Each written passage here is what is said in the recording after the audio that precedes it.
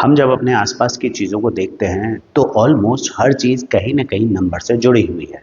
अगर एक इंजीनियर कोई बहुत बड़ा ब्रिज बनाता है तो उसके लिए उसे बहुत प्रिसाइज कैलकुलेशंस चाहिए, और अगर एक मेट्रोलॉजिस्ट डेली का टेम्परेचर रिकॉर्ड कर रहा है तो भी उसे बहुत प्रिसाइज नंबर्स चाहिए होते हैं। अब ये जितने भी नंबर्स हैं ना, हमारे आसपास वास्ट नंबर्स हैं, वो सारे वास्ट नंबर जो हैं they form the real numbers. अब रियल नंबर्स एक्चुअली में होते क्या है? देखो, अगर हम क्लास 10th के हिसाब से बात कर रहे हैं ना, तो बच्चों अभी तक तुमने जो भी नंबर्स पढ़े हैं ना वो सारे रियल नंबर्स हैं, चाहे वो रेशनल हो या इरेशनल हो। ब्रॉडली हमें पता है कि रियल नंबर्स डिवाइड होते हैं दो कैटेगरीज में, रेशनल और इरेशनल। रेशनल नंबर्स वो होते हैं जिन्हें हम पी अपॉन क्यू के फॉर्म में लिख सकते हैं। जैसे हमारे पास अगर 7/2 लिखा हुआ है तो ये रेशनल है, -3 लिखा है तो ये भी रेशनल है, क्योंकि -3 मतलब -3/1 है। लेकिन जिन नंबर्स को हम p अपॉन क्यू की फॉर्म में नहीं लिख सकते हैं उन्हें कहते हैं इरेशनल नंबर। जैसे √2 है, √5 है, पाए है, ये सब इरेशनल नंबर्स हैं। तो real numbers consist of broadly two groups, rational and irrational. और रेशनल में सारे तुम्हारे इंटीजर्स, नेचुरल नंबर्स वगैरह सब रेशनल के अंदर आ जाते हैं। इस चैप्टर के अंदर हम लोग डिस्कस करने वाले हैं कुछ नई चीजें रेशनल इरेशनल के अलावा, क्योंकि रेशनल इरेशनल नंबर्स तो हम ऑलरेडी क्लास 9th में पढ़ चुके हैं। तो हम लोग यहाँ पर डिस्कस करने वाले हैं प्राइम और कॉम्पोजिट नंबर्स। तो हम अगर बात करें कि प्राइम नंबर्स क्या होते हैं, तो in simple words prime numbers वो होते हैं जिनका खुद के अलावा और 1 के अलावा कोई और फैक्टर नहीं होता। That means they have only two factors, एक तो होता है वो नंबर खुद और दूसरा 1। जैसे 2 सबसे पहला प्राइम नंबर है, तो सबसे पहला प्राइम नंबर है 2, तो 2 किससे डिविजिबल है? 2 से, खुद से और 1 से। तो जो नंबर सिर्फ खुद से और 1 से डिविजिबल है वो सब प्राइम है, इनके सिर्फ दो ही फैक्टर्स होते हैं। कॉम्पोजिट नंबर्स क्या होते हैं? Composite numbers are those which are not prime. सबसे पहला जो कॉम्पोजिट नंबर होता है वो होता है 4। 1 जो है ना वो यूनिक नंबर है, नीदर प्राइम नॉर कॉम्पोजिट। तो कॉम्पोजिट नंबर वो है जिनके कम से कम दो, दो नहीं मतलब दो से ज्यादा फैक्टर्स होंगे। जैसे हम बात करते हैं 4 की, तो 4 जो है वो किससे डिविजिबल है? 2 से डिविजिबल है, 4 से डिविजिबल है और 1 से डिविजिबल है। तो जिसके दो से ज्यादा फैक्टर्स हैं वो कंपोजिट है। 1 की बात करें, 1 भी एक फैक्टर मान रहे हैं हम, और जिनके सिर्फ दो ही फैक्टर्स हैं वो प्राइम है। तो 2, 3, 5, 7, 11 सब प्राइम नंबर्स हैं, क्योंकि खुद के अलावा किसी और से डिवाइड नहीं हो रहे हैं। लेकिन बात करें 4, 6, 8, 10, 12, 9, ये सब क्या है? कॉम्पोजिट नंबर्स है। तो पहला तो ये डिफरेंशिएशन हो गया कि प्राइम और कॉम्पोजिट में फर्क क्या है। प्राइम के कितने फैक्टर्स हैं? सिर्फ दो फैक्टर्स हैं, और कॉम्पोजिट के दो से ज्यादा फैक्टर्स हैं। कम से कम तीन फैक्टर्स तो हैं, मतलब कम से कम तीन नंबर्स ऐसे हैं जिनसे वो डिवाइड हो जाता है। ठीक है, तो प्राइम और कॉम्पोजिट ये ध्यान रखें। अब आते हैं नेक्स्ट के ऊपर, फंडामेंटल थ्योरम ऑफ अर्थमेटिक। अब आपने जब बात किया कि कॉम्पोजिट नंबर के कितने फैक्टर्स होते हैं, तो भाई कॉम्पोजिट नंबर के फैक्टर्स होते हैं 3 या 3 से ज्यादा। तो जो भी नंबर्स कॉम्पोजिट हैं उनका हम प्राइम फैक्टराइजेशन कर सकते हैं। जैसे अगर मेरे पास है 4, तो 4 को मैं क्या लिख सकता हूँ? 2 स्क्वायर लिख सकता हूँ। अगर मेरे पास है 6, तो 6 को मैं क्या लिख सकता हूँ? 2 इंटू 3 लिख सकता हूँ। इसी तरह अगर मेरे पास है से 12, तो 12 को लिख सकता हूँ मैं 2 square into 3 and so on, है ना। अगर सपोज 18 है तो उसको लिख सकता हूँ 2 इंटू 3 स्क्वायर। अब ये 4, 6, 12, 18 सब क्या है? कॉम्पोजिट नंबर है। कॉम्पोजिट नंबर्स के जब हम फैक्टर्स बनाते हैं तो इनके प्राइम फैक्टर्स बनाए जा सकते हैं। अब प्राइम फैक्टराइजेशन का मतलब क्या होता है कि हम किसी भी नंबर को उसके प्राइम नंबर के प्रोडक्ट की फॉर्म में लिखें। अच्छा, तुम देख रहे हो मैंने 4 को 2 स्क्वायर, तो 2 प्राइम नंबर है, 2 की टर्म्स में लिखा है। 6 को 2 इंटू 3 लिखा है, 2 और 3 प्राइम नंबर्स हैं, उनकी टर्म्स में लिखा है। 18 को भी 2 इंटू 3 की टर्म्स में लिखा है। 15 है तो 15 को मैं 3 इंटू 5 लिख सकता हूँ। तो जब भी हम किसी कॉम्पोजिट नंबर का प्राइम फैक्टराइजेशन करते हैं तो वो प्राइम फैक्टराइजेशन कैसा होता है? यूनिक होता है। यूनिक होने का मतलब कि जैसे 6 का फैक्टर 2 इंटू 3 है, तो 6 के अलावा किसी और कॉम्पोजिट नंबर के ये सेम फैक्टर्स नहीं हो सकते। 6 के अलावा किसी भी और नंबर के सेम फैक्टर्स नहीं हो सकते। ये यूनिक फैक्टराइजेशन है। तो फंडामेंटल थ्योरम ऑफ अर्थमेटिक क्या कहता है कि भाई जितने भी कॉम्पोजिट नंबर्स हैं सबका प्राइम फैक्टराइजेशन किया जा सकता है, और ये प्राइम फैक्टराइजेशन कैसा होता है, यूनिक होता है। यूनिक का मतलब वैसा प्राइम फैक्टराइजेशन किसी और का नहीं हो सकता। जैसा 12 का फैक्टर है 2 स्क्वायर इंटू 3, तो same 2 square into 3 same factors किसी और कॉम्पोजिट नंबर के नहीं आएंगे। ये है हमारा fundamental theorem of arithmetic. every composite number ना, every can be expressed as product of primes। Her composite numbers को हम product of primes के फॉर्म में लिख सकते हैं, और ये प्राइम फैक्टराइजेशन कैसा है, यूनिक है। ये यूनिक है irrespective of the order in which factors occur। मतलब order of writing the factors is not important in the way कि 3 into 5 या 5 into 3 सेम फैक्टर माने जाएंगे। तो ये हमारा फंडामेंटल थ्योरम ऑफ अर्थमेटिक है।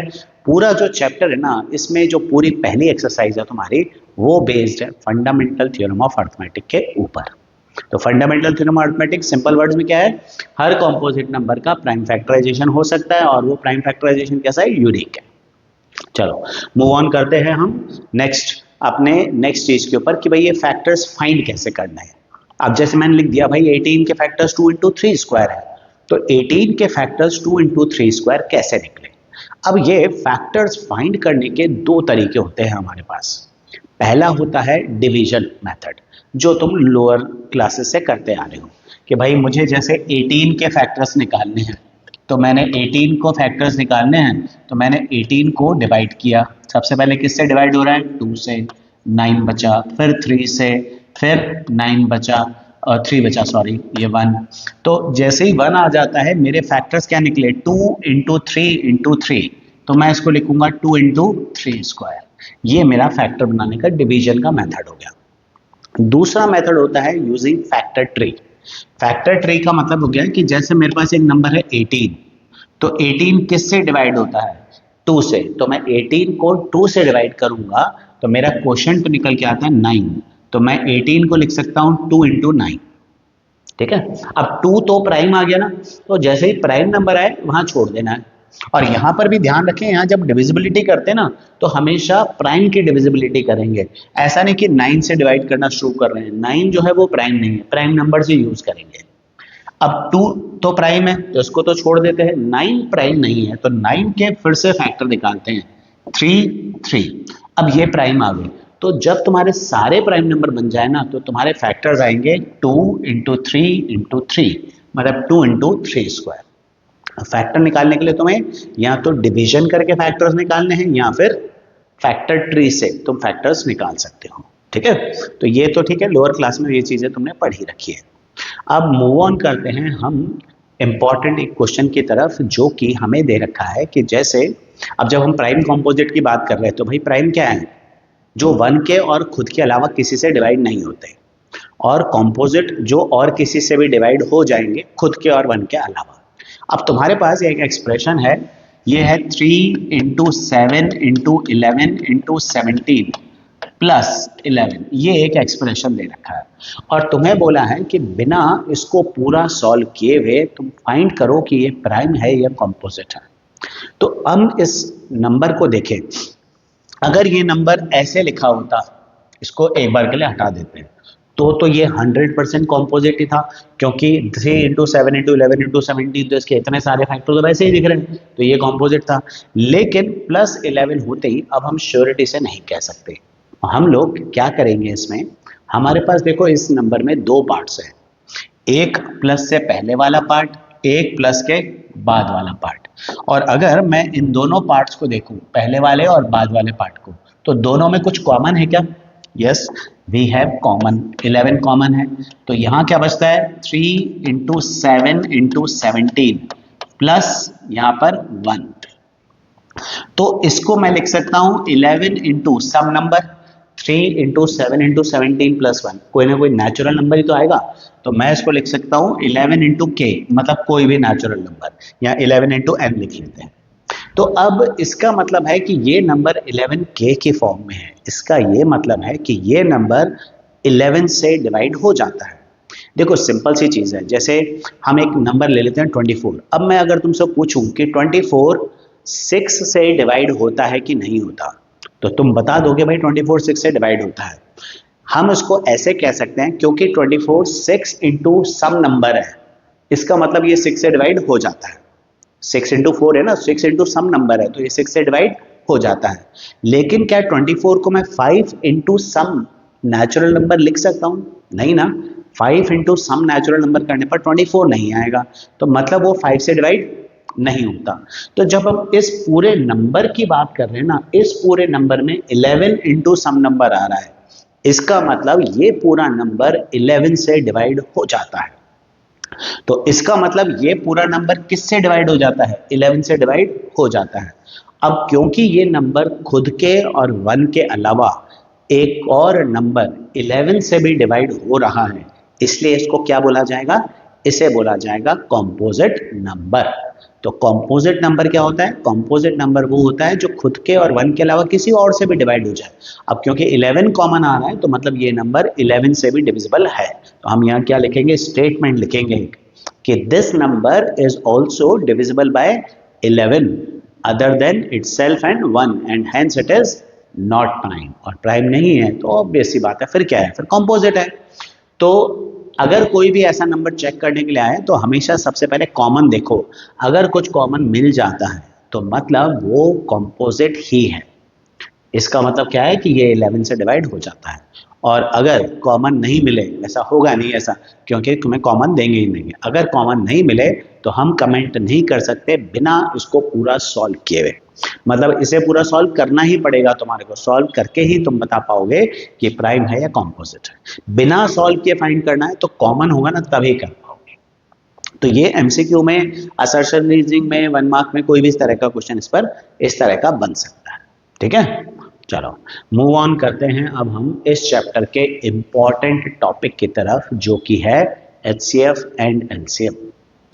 ये जो चैप्टर है ना तुम्हारा रियल नंबर्स, इसमें जो फर्स्ट एक्सरसाइज है वो बेस्ड है फंडामेंटल थ्योरम ऑफ अर्थमेटिक पर, और फंडामेंटल थ्योरम ऑफ अर्थमेटिक की हेल्प से एचसीएफ और एलसीएम निकालने पर। तो पूरे चैप्टर में एचसीएफ एलसीएम, पूरी एक्सरसाइज में सॉरी, एचसीएफ और एलसीएम ही यूज करना है हमें ढंग से। तो अगर मैं बात करूं एचसीएफ और एलसीएम की, कि एचसीएफ और एलसीएम क्या होता है, तो सबसे पहले तो तुम्हें पता होना चाहिए कि एचसीएफ एलसीएम होता क्या है। देखो फुल फॉर्म तो सबको पता होती है, एचसीएफ हाईएस्ट कॉमन फैक्टर है, एलसीएम लीस्ट कॉमन मल्टीपल है, लेकिन मीनिंग बहुत कम लोगों को पता होता है। ठीक है, पहले मैं एक सिंपल सा एग्जांपल दे देता हूं कि जैसे मेरे पास दो नंबर हैं, से 6 और 8। 6 के फैक्टर है 2 इंटू 3 और 8 के फैक्टर है 2 क्यूब। ठीक है, दोनों में कॉमन क्या है? मैं और सिंपल कर देता हूं, 8 की जगह पे मैं 4 ही ले लेता हूं इसको। ये दोनों के फैक्टर्स में कॉमन क्या है? कॉमन है 2। तो सबसे ज्यादा जो कॉमन है उसको बोलते हैं एचसीएफ, ये है 2। अब एचसीएफ होता है हाईएस्ट कॉमन फैक्टर, मतलब ऐसा सबसे बड़ा नंबर जो दोनों नंबर्स को पूरा पूरा डिवाइड कर सकता है। ऐसा सबसे बड़ा नंबर जो दोनों नंबर्स को पूरा पूरा डिवाइड कर सकता है। मतलब अगर एचसीएफ 2 है तो देखो 4 और 6 ये दोनों नंबर्स 2 से डिवाइड हो जाते हैं, और 2 से बड़ा और कोई नंबर नहीं है जो दोनों को डिवाइड कर सके। कॉमन फैक्टर की बात हो रही है ना, दोनों की बात हो रही है। तो ऐसा सबसे बड़ा नंबर जो दोनों को डिवाइड कर सके वो एचसीएफ होता है। ठीक है, इसको कहते हैं हाईएस्ट कॉमन फैक्टर। सबसे ज्यादा कॉमन मतलब सबसे बड़ा कॉमन फैक्टर जो है वो वही है। मतलब ये सबसे बड़ा ऐसा नंबर है, ये चीज ध्यान रखना, आगे सिचुएशनल प्रॉब्लम्स आएंगी उनमें काम आएगी ये चीज। ऐसा सबसे बड़ा नंबर जो दोनों को पूरा पूरा डिवाइड कर देता है वो एचसीएफ होता है। अब इसका मैं एलसीएम निकालूं तो भाई एलसीएम 6 और 4 का निकल के आता है 2 स्क्वायर इंटू 3, 4 इंटू 3 यानी कि 12। तो एलसीएम निकल के आता है 12। तो एलसीएम होता है लीस्ट कॉमन मल्टीपल, मतलब लीस्ट मतलब सबसे छोटा, दोनों में ऐसा सबसे छोटा नंबर जो दोनों से पूरा पूरा डिवाइड खुद हो जाए, जो डिविजिबल है। एचसीएफ दोनों को पूरा पूरा डिवाइड कर सकता है और एलसीएम दोनों से डिवाइड हो जाता है। देखो 12 6 से डिवाइड होता है ना पूरा पूरा, और फिर 4 से भी होता है, तो 12 लीस्ट कॉमन मल्टीपल है, दोनों से खुद पूरा डिवाइड हो जाता है। ठीक है, वैसे 12 से आगे भी और नंबर्स ऐसे हैं जो 6 और 4 दोनों से डिवाइड हुए, 24 है वो भी 6 से और 4 से दोनों से डिवाइड होता है, लेकिन सबसे छोटा नंबर जो है ना वो कौन सा है, वो है 12। हाँ, 12 के जितने भी मल्टीपल्स हैं, 12 इंटू 1, 12 इंटू 2, 12 इंटू 3, सब इन दोनों से पूरे पूरे डिवाइड होंगे, लेकिन सबसे छोटा नंबर कौन सा है, लीस्ट, वो है 12। तो जब हम कहते हैं HCF, मतलब ऐसा सबसे छोटा नंबर जो दोनों को डिवाइड कर दे, सॉरी, ऐसा सबसे बड़ा नंबर जो दोनों को डिवाइड कर दे, और LCM मतलब ऐसा सबसे छोटा नंबर जो दोनों से पूरा पूरा डिवाइड हो जाए। LCM डिवाइड इन दोनों से हो जाएगा, HCF इनको डिवाइड कर देगा। तो ये एक इंपॉर्टेंट चीज है जो कि तुम्हें ध्यान रखनी है। अब HCF और LCM निकालना कैसे है, तो देखो HCF और LCM निकालने के लिए वैसे तो हमारे पास और भी मेथड्स होते हैं, पर हम लोग यूज करेंगे फंडामेंटल थ्योरम ऑफ अर्थमेटिक। हम सबसे पहले जो हमारे पास नंबर्स है ना जिनका HCF और LCM निकालना है, उनके पहले फैक्टर्स बनाएंगे बाय फैक्टराइजेशन। अब वो डिवीजन से करो, फैक्टर ट्री से करो, तुम्हारी मर्जी है। फिर उसमें कॉमन फैक्टर्स देखेंगे, LCM निकालेंगे, वो मैं भी मेथड बता दूंगा। फिर हम उसका HCF LCM निकालेंगे। जैसे यहाँ 3-4 एग्जांपल हैं, इनका HCF और LCM हमें निकालना है। तो सबसे पहले नंबर जो है वो है 72 और 120। सबसे पहला नंबर है 72 और 120। तो पहले मैं 72 के फैक्टर्स निकालता हूँ। तो मैं 72 को सबसे पहले देखूँ 2 से डिवाइड कर सकते हैं, 36, फिर 2 से डिवाइड हो जाएगा 18, फिर 2 से डिवाइड हो जाएगा 9। तो 2 कितनी बार आया, 3 बार, तो इसका फैक्टर निकले 2 क्यूब। और 9 में 3 कितनी बार आएगा, 9 होता है 3 स्क्वायर, तो 2 बार 3 आएगा 3 स्क्वायर। ये मेरे 72 के फैक्टर्स हैं। अब मैं 120 के फैक्टर्स निकालता हूँ। तो 120 के मैं फैक्टर्स निकालूं तो 2 से डिवाइड किया 60, फिर 2 से किया 30, फिर 2 से किया 15। अब फिर से 2 3 बार आ गया 2 क्यूब, और 15 को मैं लिख सकता हूँ 3 इंटू 5। तो ये मेरे पास आएगा 2 क्यूब इंटू 3 इंटू 5। तो HCF LCM निकालने के लिए सबसे पहले इनका प्राइम फैक्टराइजेशन कर दो। ये मैंने प्राइम फैक्टराइजेशन कर दिया। अब इसके बाद इसमें जब तुम्हें HCF निकालना है तो HCF होता है हाईएस्ट कॉमन फैक्टर। तो 2 क्यूब एक एक करके है ना, एक एक करके जो कॉमन है वो नंबर देखते जाओ।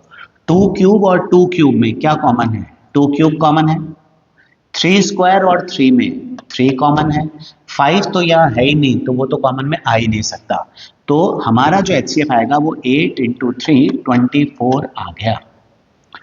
जो भी कॉमन नंबर्स हैं पहले उनके फैक्टर्स, जो भी नंबर्स हैं उनके फैक्टर्स बना लो, और जो कॉमन उसमें प्राइम्स हैं उन कॉमन प्राइम्स की छोटी पावर तुम्हें लेनी है HCF में। कॉमन तो तभी आएगा ना जब छोटी पावर है। तो जैसे 2 क्यूब दोनों की पावर 3 बराबर है ना, तो 2 क्यूब पूरा ले लिया। इधर 3 स्क्वायर है, इधर 3 की पावर 1 है, तो छोटी पावर क्या है 1, तो मैंने 3 ले लिया है। 5 तो कॉमन है ही नहीं तो वहां HCF में आएगा ही नहीं।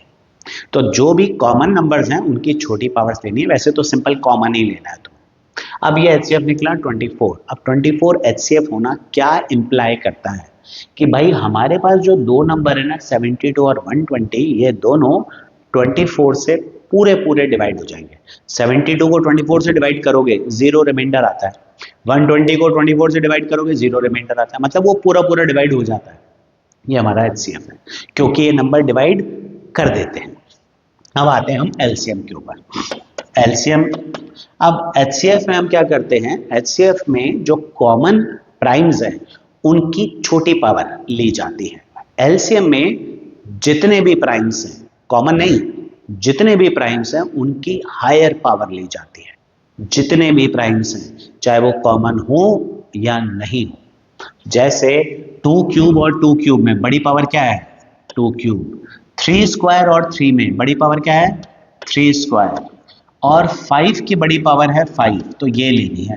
भाई जो भी जितने भी प्राइम्स हैं चाहे वो कॉमन हो चाहे नहीं हो, सबकी जो हाईएस्ट पावर है ना वो लेते हो। LCM में सबकी हाईएस्ट पावर लेते हो, जो नंबर मिले सबकी हाईएस्ट पावर लेते हो।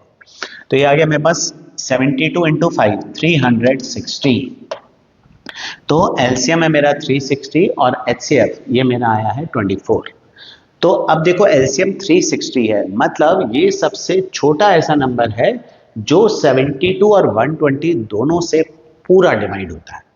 360 को तुम 72 से पूरा डिवाइड कर सकते हो, 360 को 120 से भी तुम पूरा पूरा डिवाइड कर सकते हो।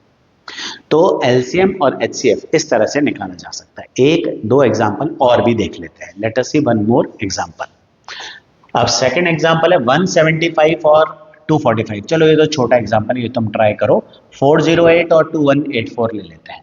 हम ले लेते हैं नंबर्स 408 और 2184। अब मैं 408 के फैक्टर्स निकालता हूं। तो 2 से डिवाइड किया 204, फिर 2 से डिवाइड किया 102, फिर 2 से डिवाइड हो रहा है 51, 51 डिवाइड हो जाता है 3 से, और 3 से डिवाइड किया तो ये मेरे पास आ गया 17। ये तो प्राइम आ गया। तो मेरे 408 के फैक्टर्स निकल के आए हैं 2 क्यूब, 2 3 बार आ रहा है, इंटू 3 इंटू 17। ये मेरे 408 के फैक्टर्स हैं। अब निकालते हैं 2184 के फैक्टर्स। तो 2184 ये भी 2 से डिवाइड होता है, 2 ये डिवाइड किया 1 0 और 9 2, फिर 2 5 4 6, फिर 2 2 7 3, अब 3 ये आ रहा है 9 1। अब 3 से तो हो नहीं रहा। अब 91 किससे डिविजिबल है? 91 7 से डिवाइड हो जाता है, तो ये 7 से डिवाइड किया 1 और 21 13। तो ये मेरा फैक्टर्स आ गए। तो मेरे 2184 के फैक्टर्स निकल के आ रहे हैं। फिर से 2 क्यूब, वाह 2 क्यूब हर बार ही आ रहा है, इंटू ये आ गया 3 इंटू 7 इंटू 13। तो अब मैं एचसीएफ निकालूंगा। तो एचसीएफ में कॉमन फैक्टर्स देखने हैं, है ना, कॉमन प्राइम्स देखने हैं। तो 2 कॉमन प्राइम है, छोटी पावर 2 क्यूब, 3 कॉमन प्राइम है, छोटी पावर 1। तो मेरा 8 इंटू 3 24 एचसीएफ आ रहा है। एलसीएम की बात करें तो एलसीएम निकल के आता है 2 cube into 3 into 7 into 13 into 17। सारे नंबर्स लेने हैं एलसीएम में, जितने भी प्राइम्स हैं सबकी हाईएस्ट पावर लेनी है। तो 2 क्यूब ले लिया, फिर उसके बाद 3 की पावर 1 ले ली, 7 ले लिया, 17 ले लिया, 13 ले लिया, सब ले लिया। अब इसको पूरे को मल्टीप्लाई कर दो, ये तुम्हारा एलसीएम निकल के आ जाएगा। जितने भी प्राइम्स हैं, कॉमन हो चाहे नहीं हो, उनकी हाईएस्ट पावर तुम्हें लेनी है एलसीएम के अंदर। इस तरह से तुम एचसीएफ और एलसीएम निकाल सकते हो। अच्छा, 2 की जगह 3 नंबर हो तो भी हमें सेम प्रोसेस ही फॉलो करना है। ऐसा नहीं कि उसमें कुछ अलग होने वाला है, उसमें भी सेम प्रोसेस ही फॉलो होने वाला है। तो अगर मेरे पास 2 की जगह से 3 नंबर हैं, 40 110 360, तो भाई 40 के फैक्टर्स क्या है? 2 क्यूब इंटू 5। ये मैं ओरली निकाल रहा हूँ, 8 इंटू 5 होता है, तो 2 क्यूब इंटू 5। 110 के फैक्टर्स 2 इंटू क्या बचेगा 55, तो 5 इंटू 11। 360 के फैक्टर्स, तो 360 2 क्यूब तो होता ही होता है, 360 हमारा हो जाएगा 2 की पावर 3 8। तो ये आ रहा है मेरे पास। जैसे 360 को ऐसे भी कर सकते हैं भाई, 40 इंटू 9, तो 40 के फैक्टर 2 क्यूब इंटू 5 तो है ही, इंटू 9 मतलब 3 स्क्वायर, ये आ जाएगा। अब इन तीनों का अगर मैं एचसीएफ देखूं तो तीनों में जो प्राइम है ना उसकी सबसे छोटी पावर लेनी है। तो 2 क्यूब 2 और 2 क्यूब में सबसे छोटी पावर क्या है? 2, तो 2 लेनी पड़ेगी तुम्हें। 5 5 5 ये आ गया 5, और तो कुछ कॉमन है ही नहीं, तो एचसीएफ है मेरा 10। लेकिन जब मैं तीनों का एलसीएम लूंगा ना, तो एलसीएम में सबकी हाईएस्ट पावर लेनी है। तो 2 की हाईएस्ट पावर क्या है? 2 क्यूब। 5 की हाईएस्ट पावर क्या है? 5 की पावर 1 इंटू 3 की हाईएस्ट पावर 3 स्क्वायर, 11 की 11। ये सब मल्टीप्लाई कर दो, ये तुम्हारा एलसीएम निकल के आ जाएगा। तो एलसीएम में जितने प्राइम है हाईएस्ट पावर, एचसीएफ में जितने भी हमारे पास नंबर्स आए कॉमन है जो उसमें प्राइम्स, उनकी स्मॉलर पावर लेनी है। तो इस तरह से तुम एचसीएफ और एलसीएम निकाल सकते हो, ठीक है। अब यहाँ पर जैसे फैक्टर बने हुए मिल गया तुम्हारे को, तो अगर इन दोनों की एचसीएफ की बात करें तो 2 क्यूब और इसमें 2 है ही नहीं, चलो एचसीएफ में 2 नहीं आएगा। 3 स्क्वायर और 3 क्यूब में 3 स्क्वायर, 5 की पावर 4 और 5 में 5, तो तुम्हारा एचसीएफ आ रहा है 45। अब एलसीएम की बात करूं तो एलसीएम में 2 क्यूब आएगा, जो कॉमन हो चाहे नहीं हो, सबकी बड़ी पावर लेनी है। 3 स्क्वायर 3 क्यूब में बड़ी पावर 3 क्यूब, 5 की पावर 4 और 5 में 5 की पावर 4 और 11 ये भी लेनी है। ये सब मल्टीप्लाई करोगे तो तुम्हारा एलसीएम जाकर निकलने वाला है। तो ध्यान रखने वाली चीज है कि HCF और LCM निकालना कैसे है, क्योंकि इस पूरी एक्सरसाइज में हम लोग काम करेंगे मेनली HCF और LCM के ऊपर ही। ठीक है, तो ये HCF LCM निकल गया कि भाई किस तरह से निकालना है। अब आते हैं हम थोड़ा सा आगे अगली चीज की तरफ। अब बात हुई कि भाई HCF LCM निकाले कैसे। अब एक इंपॉर्टेंट प्रॉपर्टी HCF और LCM की कि भाई HCF और LCM जब भी हम दो नंबर्स की बात करते हैं सिर्फ, है ना, ये चीज जो मैं बताने वाला हूँ ये सिर्फ दो नंबर्स में एप्लीकेबल है। जब भी हम दो नंबर्स की बात करते हैं तो दो नंबर्स का जो HCF होता है और उनका जो LCM होता है उसका प्रोडक्ट उन दोनों नंबर्स के प्रोडक्ट के इक्वल होता है। जब भी हम बात करें दो नंबर्स की तो दो नंबर्स का HCF और LCM का जो प्रोडक्ट है वो नंबर्स के प्रोडक्ट के इक्वल होता है। जैसे एक एग्जांपल ले लेते हैं हम, अभी कोई जो एग्जांपल लिया था उसमें भी सिंपल एग्जांपल ले लेते हैं। से हम लोग ले लेते हैं यही, चलो एक दूसरा एग्जांपल लेते हैं। जैसे सपोज करो मेरे पास नंबर है 12 और 18, है ना, ये दो नंबर्स हैं मेरे पास। तो मैं 12 के फैक्टर्स निकालता हूं 2 स्क्वायर इंटू 3, 18 के फैक्टर्स निकालता हूं 2 इंटू 3 स्क्वायर। अब इन दोनों का HCF क्या है, HCF है दोनों का 2 इंटू 3, 2 स्क्वायर 2 में 2 कॉमन है, 3 स्क्वायर 3 में 3 कॉमन है, 6। एलसीएम निकालेंगे 2 स्क्वायर और 2 में बड़ी पावर 2 स्क्वायर, 3 और 3 स्क्वायर बड़ी पावर 3 स्क्वायर, तो 9 इंटू 4 36 निकल के आता है। अब जरा देखो HCF और LCM का प्रोडक्ट क्या है। HCF और LCM का प्रोडक्ट है 6 इंटू 36 यानी कि 216, और A और B मतलब दो नंबर्स A और B इन दोनों का प्रोडक्ट क्या है 12 और 18 का। तो जब तुम 12 और 18 को मल्टीप्लाई करते हो तब भी तुम्हें मिलता है 216। तो दो नंबर्स का जो प्रोडक्ट है जिनका तुम HCF LCM निकाल रहे हो उन दोनों का प्रोडक्ट और HCF LCM का प्रोडक्ट बराबर होता है। तो इन केस अगर कभी LCM निकालने में दिक्कत भी आए तो तुम इस रिलेशनशिप से डायरेक्टली LCM निकाल सकते हो।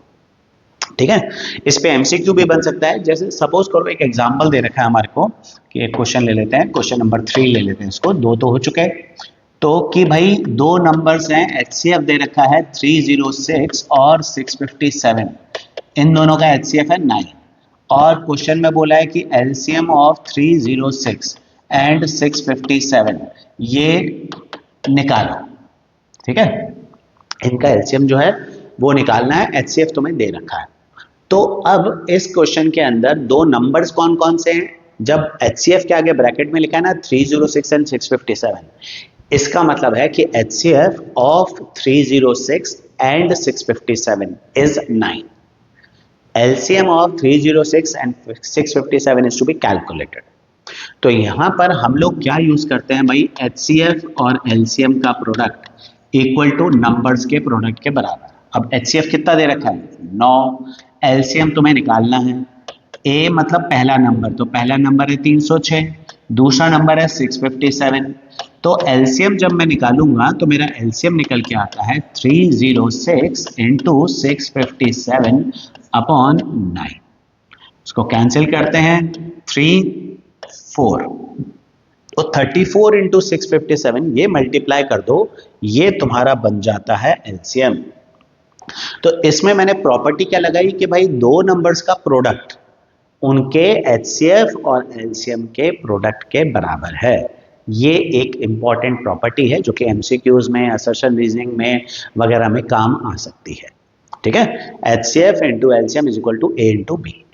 तो जनरल क्वेश्चंस तो काफ़ी हो गए, अब आते हैं हम कुछ पर्टिकुलर स्पेसिफिक क्वेश्चंस की तरफ जो कि है वर्ड प्रॉब्लम्स टाइप। इन क्वेश्चंस में बच्चों को खासी प्रॉब्लम भी आती है, तो ये क्वेश्चन तो बहुत अच्छे से देखना, these are important ones also. तो जैसे यहाँ पर तुम्हें इस क्वेश्चन के अंदर दे रखा है कि A, B और C तीन लोग हैं, they are running around a circular park. अब जो A है वो अपना एक राउंड 10 मिनट में पूरा करता है, B अपना एक राउंड 12 मिनट में पूरा करता है, और C अपना एक पूरा राउंड 15 मिनट में पूरा करता है। मतलब इट इज लाइक दिस कि भाई हमारे पास एक सर्कुलर पार्क है, इस पूरे पार्क में एक राउंड पूरा खत्म करने में A को लगते हैं 10 मिनट और B को लगते हैं 12 मिनट और C को लगते हैं 15 मिनट। अब तुम्हें बोला है कि अगर तीनों एक साथ, मान लेते हैं ये पी पॉइंट है, यहां से तीनों एक साथ स्टार्ट करते हैं, तो कब ये तीनों मिलेंगे वापस से। अब इस तरह के क्वेश्चन में जो कॉमन प्रॉब्लम होती है ना बच्चों के साथ, वो ये होती है कि भाई एचसीएफ निकालना है या एलसीएम निकालना है। तो पहले ये चीज अच्छे से समझ लें कि जब किसी भी क्वेश्चन में एक इवेंट की रिपीटेड अकरेंस के लिए पूछा होगा, रिपीटेड कॉमन अकरेंस के लिए पूछा होगा, तो हमेशा हमें एलसीएम निकालना है। रिपीटेड कॉमन अकरेंस का मतलब होता है जब एक इवेंट हो रहा है और जब दो तीन इवेंट्स वो एक साथ कब रिपीट होंगे तब वहां पर हमें एलसीएम निकालना होता है। जैसे ए बी और सी तीनों भाग रहे हैं, शुरुआत में तीनों एक साथ हैं, फिर वापस से कब एक साथ मिलेंगे, तो तीनों की रिपीटेड कॉमन अकरेंस पूछ रहे हैं ना, तो तुम्हें एलसीएम निकालना है। ऐसा क्यों? भाई देखो, ए 10 मिनट में एक राउंड पूरा करता है, तो हर 10 मिनट में वापस से स्टार्टिंग पॉइंट पे होगा वो, 10 मिनट पे, 20 मिनट में, 30 मिनट में, 40 मिनट में वो स्टार्टिंग पॉइंट पे होगा। बी कब होगा स्टार्टिंग पॉइंट पे? 12 मिनट में, फिर 24 मिनट्स बाद वापस से एक राउंड लगा के आ जाएगा, फिर 36 मिनट्स बाद। तो तीनों के तीनों एक साथ तभी मिलेंगे ना जब तीनों का कोई कॉमन नंबर रिपीटेशन में आएगा। तो कैसे, वो हम एक बार फिर से सॉल्व करके देखते हैं। पहले पहले हम देखते हैं ए, पहला नंबर क्या है हमारा 10, 10 के फैक्टर 2 इंटू 5। दूसरा नंबर है बी, बी है 12, 12 के फैक्टर्स 2 स्क्वायर इंटू 3। और सी है 15, 15 के फैक्टर्स 3 इंटू 5। अब मैं इनका एलसीएम निकालता हूं, तो एलसीएम क्या निकल के आएगा? 2 स्क्वायर, मैंने कहा था ना जो भी फैक्टर्स हैं सबकी बड़ी पावर्स लेनी है एलसीएम में, तो 2 स्क्वायर इंटू 3 इंटू 5, तो 4 इंटू 3 12, 12 इंटू 5 60। अब क्योंकि ये सब मिनट्स में है तो 60 मिनट्स। इसका ये मतलब है कि तीनों वापस से कब मिलेंगे? 60 मिनट्स के बाद ये तीनों वापस से एसी इनिशियल पॉइंट पे मिलेंगे। कैसे?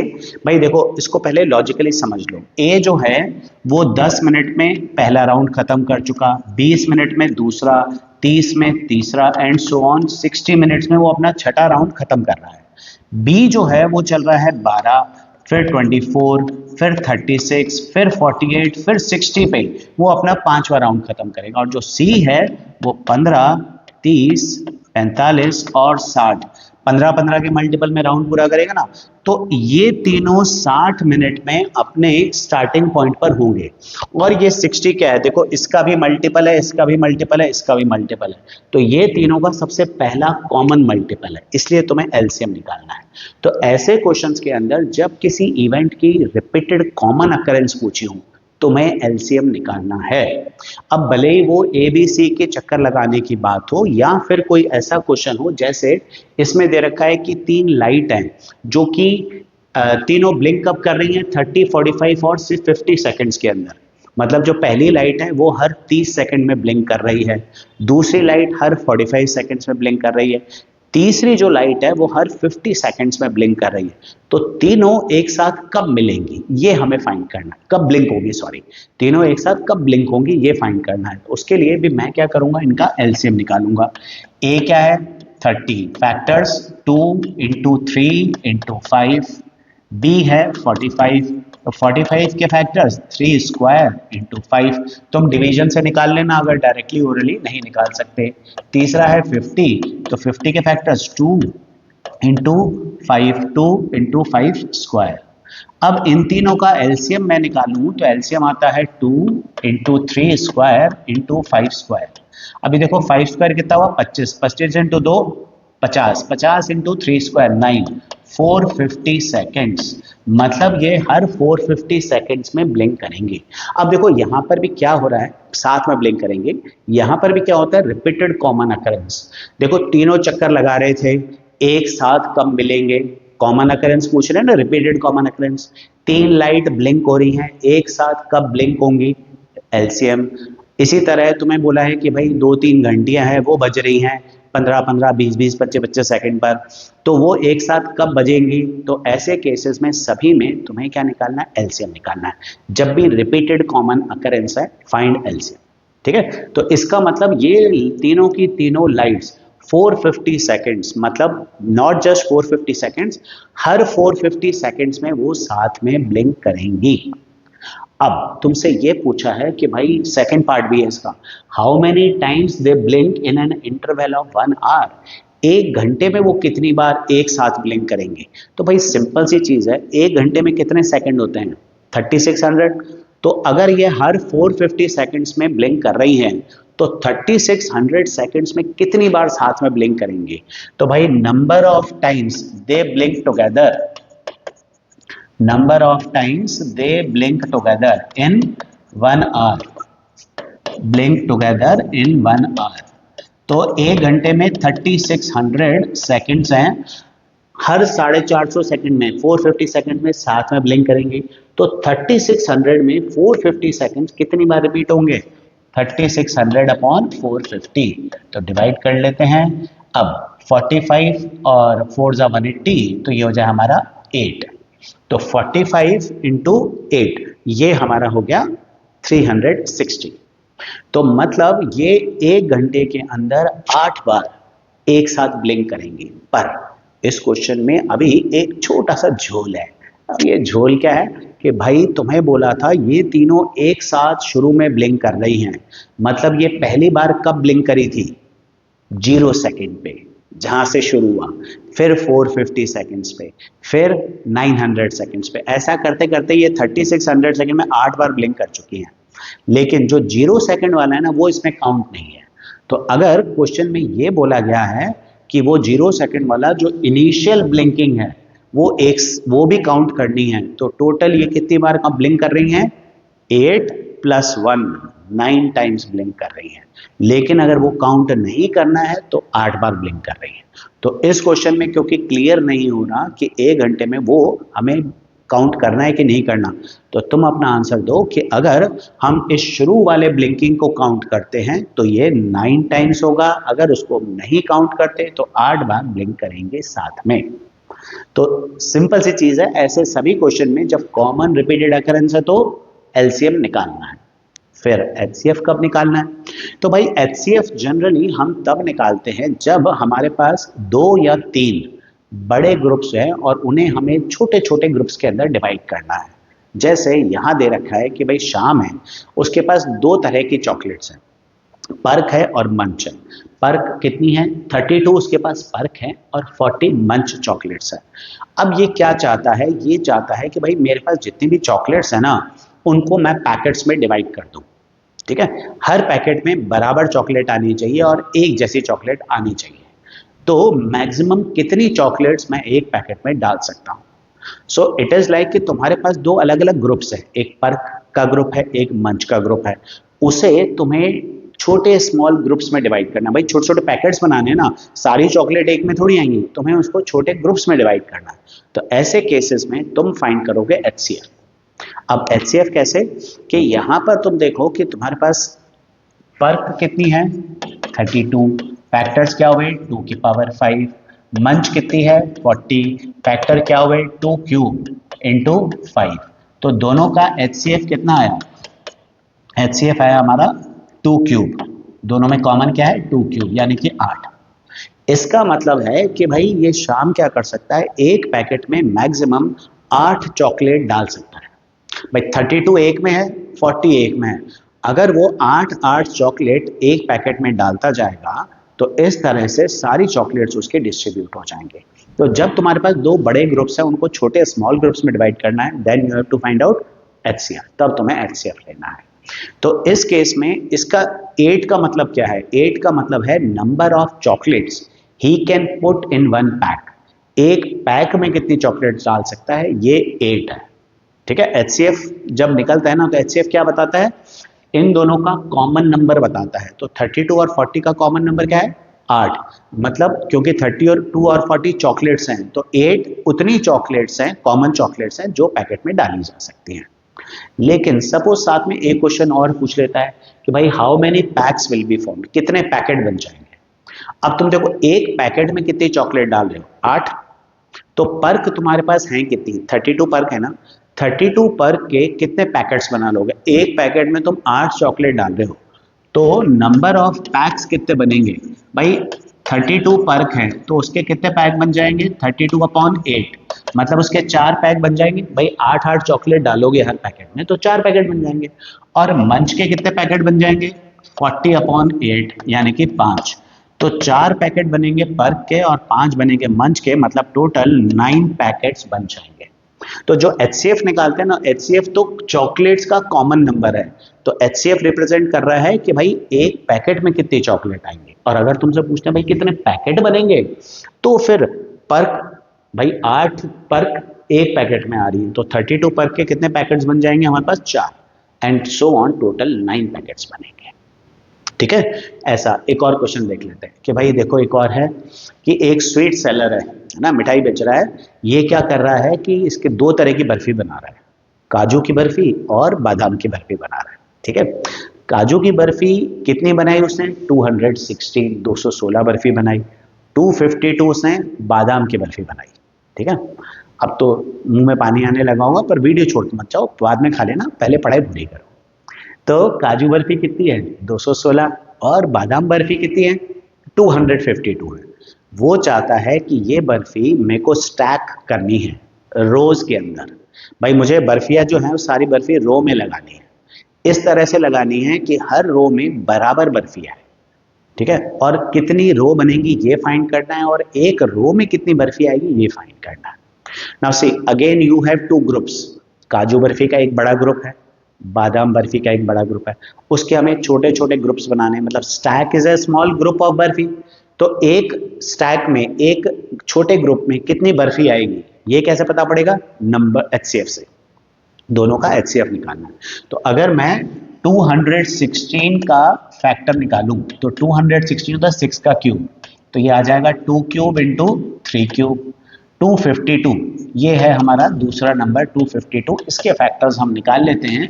252 ये हो गया 2, 1, 2, 6, 2, 63, अब 3, 21, अब तो निकल ही जाएंगे। तो ये हो गया 2 स्क्वायर इंटू 3 स्क्वायर इंटू 7। तो HCF मेरा कितना निकल के आएगा, 2 का स्क्वायर इंटू 3 का स्क्वायर, यानी कि 4 इंटू 9 36।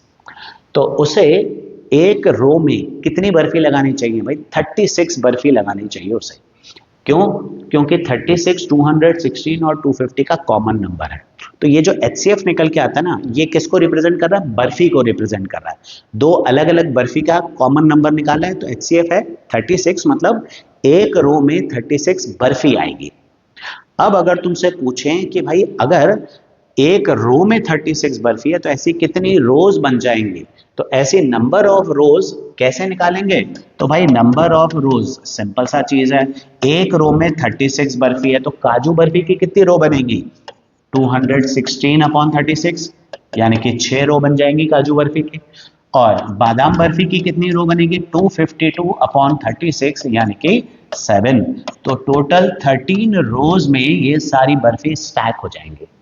तो सिंपल सी चीज, कॉमन जो चीज है ना, वो तुम्हें ध्यान रखनी है कि भाई जब भी तुम्हें इस तरह का क्वेश्चन हो कि 2 बड़े ग्रुप्स है उनको छोटे स्मॉल ग्रुप्स में डिवाइड करना है, टेक HCF, और अगर कोई रिपीटेड अकरेंस है तो LCM।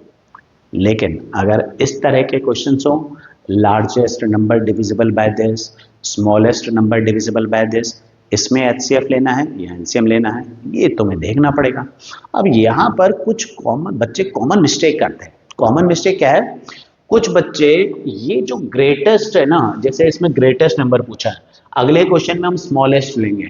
तो कुछ बच्चे क्या गलती करते हैं कि भैया देखते हैं स्मॉलेस्ट है तो हमें LCM लेना है क्योंकि लीस्ट आता है ना, लीस्ट कॉमन मल्टीपल, और ग्रेटेस्ट है तो हमें HCF लेना है क्योंकि हाईएस्ट है। तो ऐसी गलती मत करना, कभी मत करना। ग्रेटेस्ट और स्मॉलेस्ट से कभी भी ये डिटरमाइन मत करना कि HCF लेना है LCM लेना है। कैसे पता पड़ेगा, HCF लेना या LCM लेना ये डिसाइड होगा कि तुम्हें कौन सा नंबर निकालना है। तो देखो एक सिंपल सा कॉन्सेप्ट समझो कि जैसे मैं एक एग्जांपल लेके तुम्हें बताता हूं पहले, कि जैसे हमारे पास 2 नंबर हैं, कौन कौन से, 12 और 18, ये 2 नंबर हैं। अब इनका मैं अगर HCF निकालता हूं तो HCF आता है 6, और LCM निकालता हूं तो LCM आता है 36, है ना, ये तो तुम निकाल ही सकते हो। तो HCF 6 आने का मतलब क्या है, HCF 6 आने का मतलब है कि 6 ऐसा सबसे बड़ा नंबर है जो इन दोनों को पूरा पूरा डिवाइड कर देता है। 6 ऐसा सबसे बड़ा नंबर है जो दोनों को पूरा डिवाइड करता है, और 36 ऐसा सबसे छोटा नंबर है जो दोनों से पूरा पूरा डिवाइड हो जाता है। तो जब भी तुम्हें ऐसा नंबर निकालना है जो गिवन नंबर से पूरा डिवाइड हो जाए, मतलब डिविजिबल हो, मतलब तुम्हें एलसीएम निकालना है। ऐसा नंबर जो दोनों से पूरा पूरा खुद डिवाइड हो जाए, तो जो नंबर खुद डिवाइड हो जाए, डिविजिबल हो, उसको एलसीएम बोलेंगे। और अगर किसी क्वेश्चन में बोला है फाइंड द ग्रेटेस्ट नंबर और स्मॉलेस्ट नंबर विच डिवाइड्स, तो जो डिवाइड कर रहा हूं वो एचसीएफ होता है। तो ऐसे डिसाइड करो भाई, अगर डिविजिबल नंबर निकालना है तो एलसीएम, और अगर नंबर डिवाइड कर सकता है तो एचसीएफ, ये ध्यान रखना है। अब इस क्वेश्चन को देखो, इस क्वेश्चन में find the greatest number, greatest को भूल जाओ, यहां देखो किसको, of 3 digit exactly divisible by 12, 15, 18, ऐसा नंबर निकालना है जो 12, 15 और 18 तीनों से डिवाइड हो जाए, और जो नंबर सबसे डिवाइड हो जाए उसको बोलते हैं एलसीएम, जो डिवाइड कर दे वो एचसीएफ। तो तुम्हें क्या निकालना है, एलसीएम निकालना है। तो पहली चीज तो तुम्हें ये देखना है कि एलसीएम निकालना है। तो अब मैं एलसीएम निकालता हूं। तो ए मेरा है 12, 12 के फैक्टर्स हुए 12, 2 स्क्वायर इंटू 3, बी है 15, फैक्टर हुए 3 इंटू 5, और सी है 18, तो फैक्टर्स हुए 2 इंटू 3 स्क्वायर। अभी मेरा एलसीएम मैं निकालूं, एलसीएम मेरा निकल के आ रहा है तीनों का, यहां लिख देते हैं, मेरा एलसीएम निकल के आ रहा है 2 स्क्वायर बड़ी पावर्स है ना, 3 स्क्वायर इंटू 5, 2 की सबसे बड़ी पावर 2 स्क्वायर, 3 की सबसे बड़ी पावर 3 स्क्वायर, 5 की 1, तो ये हो गया 4 इंटू 9 36, 36 इंटू 5 180। तो 180 जो है वो लीस्ट कॉमन मल्टीपल है, मतलब ऐसा सबसे छोटा नंबर है जो इन तीनों से डिवाइड हो रहा है। तीनों से डिवाइड हो जाएगा 180, ऐसा नंबर है, लेकिन ये तो सबसे छोटा नंबर है। हमें निकालना है 3 डिजिट का सबसे बड़ा नंबर जो इन तीनों से डिवाइड हो जाए। तो एक चीज ये समझ लो भाई, एलसीएम सबसे छोटा मल्टीपल है, बट दैट डजंट मीन कि ये अकेला मल्टीपल है, ऐसे और भी तो बहुत सारे मल्टीपल होंगे ना। तो जो 180 के सारे मल्टीपल हैं वो सब इनसे, भाई 180 इन तीनों से डिवाइड होने वाला सबसे छोटा नंबर है, तो भाई 180 इंटू 2 यानी कि जो 360 है वो भी तो इन तीनों से डिवाइड होगा, भले ही वो सबसे छोटा नंबर नहीं है पर इन तीनों से डिवाइड तो होगा। 180 इंटू 3 540 भी इन तीनों से डिवाइड होगा। तो 180 के जितने भी मल्टीपल्स हैं ना वो हमारे इनसे डिवाइड होने वाले नंबर हैं। तो हमें 180 का वो मल्टीपल निकालना है जिसकी जरूरत है, कौन सा, ग्रेटेस्ट नंबर ऑफ 3 डिजिट। अब देखो ग्रेटेस्ट नंबर ऑफ 3 डिजिट क्या होता है, ग्रेटेस्ट नंबर ऑफ 3 डिजिट होता है 999। अब ये 999 को 180 से डिवाइड करो, 180 5 जा 900, रिमाइंडर आ गया 99। अब 185 से 5 टाइम्स होकर 900 बनता है, 99 क्या है, एक्स्ट्रा नंबर है, तो इसका मतलब 180 की टेबल में 900 आता है। तो हमारा जो रिक्वायर्ड नंबर होगा, रिक्वायर्ड नंबर क्या होगा, ये रिमाइंडर इसमें से लार्जेस्ट में से माइनस कर दो, 999 माइनस 99 यानी कि 900।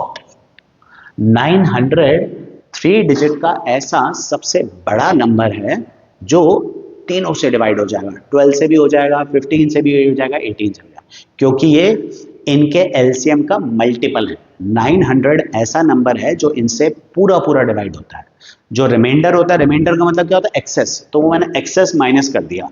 तो 900 3 डिजिट का सबसे बड़ा मल्टीपल है जो 180 से भी डिवाइड होता है।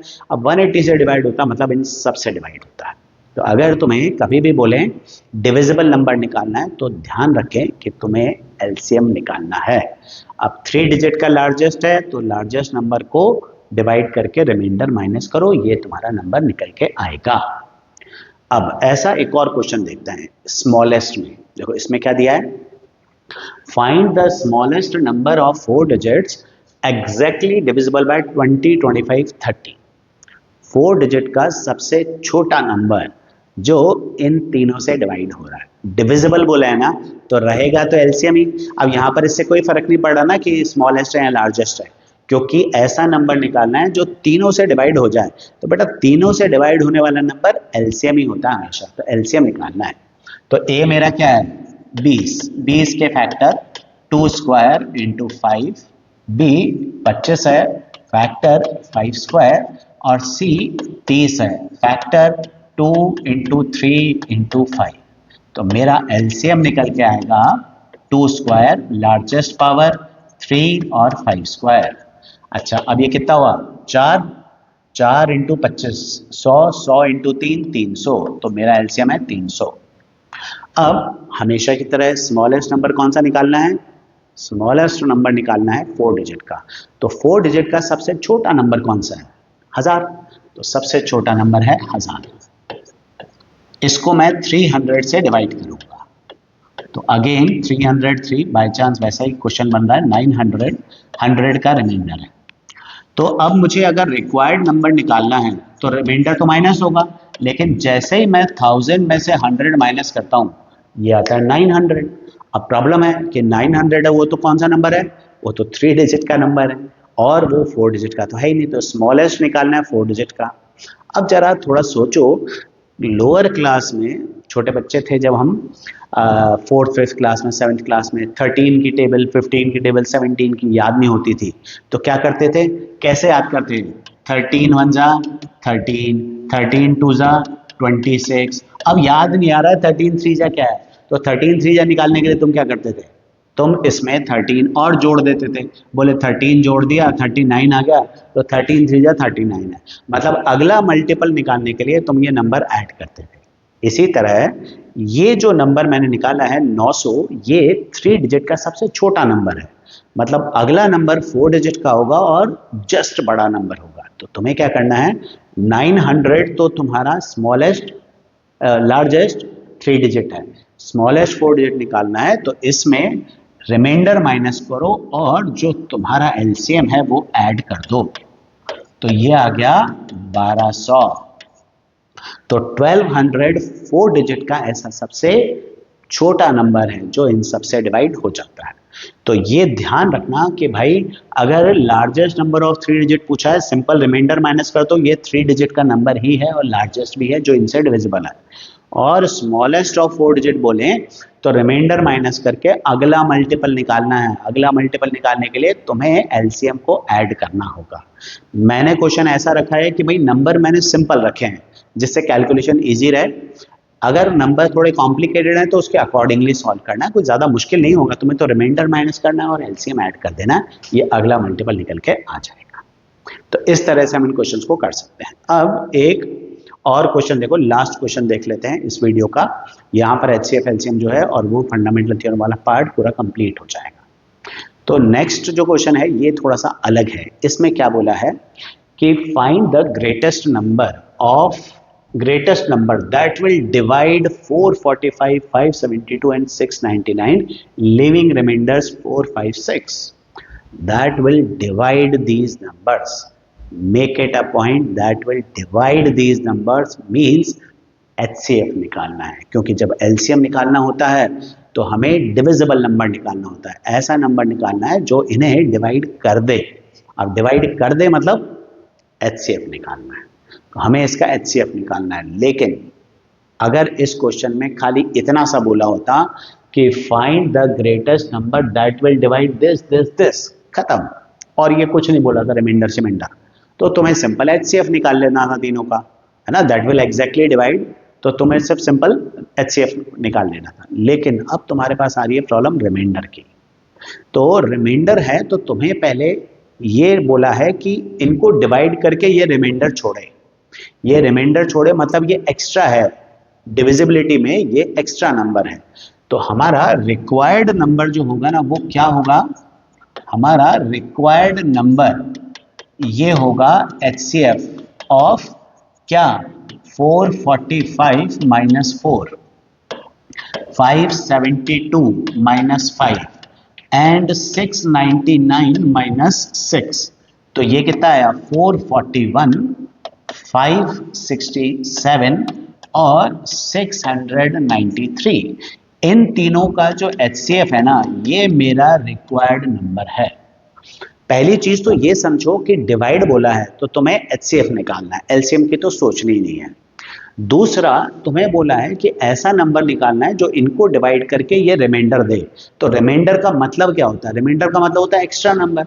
तो ये एक्स्ट्रा नंबर है, तो एक्स्ट्रा नंबर है तो पहले ये माइनस करो और फिर एचसीएफ निकालो, देन फाइंड एचसीएफ। तो हमारा जो रिक्वायर्ड नंबर है वो होगा इन तीनों का डिफरेंस करने के बाद जो नंबर आएंगे उनका एचसीएफ। अब इसका एचसीएफ क्या आएगा ये तुम निकालोगे और उसका आंसर कमेंट्स में लिखो। और अभी तक अगर तुमने चैनल को सब्सक्राइब नहीं किया है तो डू सब्सक्राइब द चैनल, और ऐसे वीडियोस आते रहेंगे। And please share this video with दोस्त फ्रेंड्स ऑल्सो जिनको फंडामेंटल थ्योरम ऑफ अर्थमेटिक या एचसीएफ एलसीएम के प्रॉब्लम क्वेश्चंस में प्रॉब्लम आती है। मिलते हैं वापस से अगले वीडियो में।